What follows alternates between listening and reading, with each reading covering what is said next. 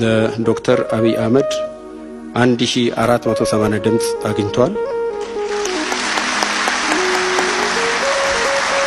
ይበቃል መለሳለሁ። ሁለተኛ አቶ ደመቀ ለፕሬዝዳንትነት ሁለት ሰው አጭቷቸዋል፣ ሁለት ድምጽ አግኝቷል ማለት ነው። ለምክትል ፕሬዝዳንቶች ሶስት ሰዎች ናቸው የተጠቆሙት ድምጽ የተሰጠበት። በዚሁ መሰረት እንደተጠቆሙ በቅደም ተከተላቸው ያገኙትን ድምጽ ከገለጽኩ በኋላ ፋይናል ውጤቱን ገልጻለሁ። አንደኛ አቶ ተመስገን ጥሩነህ ናቸው 509 ድምጽ አግኝቷል።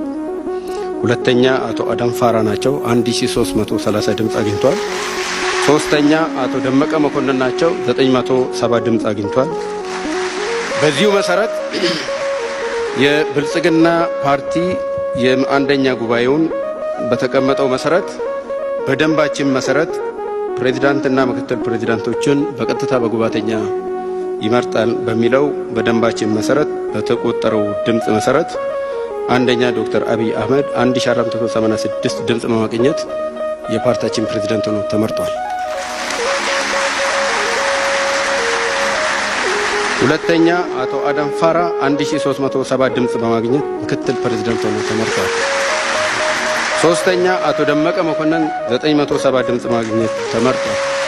በዚሁ መሰረት ዶክተር አብይ አህመድ አቶ አዳም ፋራና አቶ ደመቀ መኮንን መታችሁ ወንበሩን እንድትረከቡ በታላቅ ትሕትና እንጠይቃለን።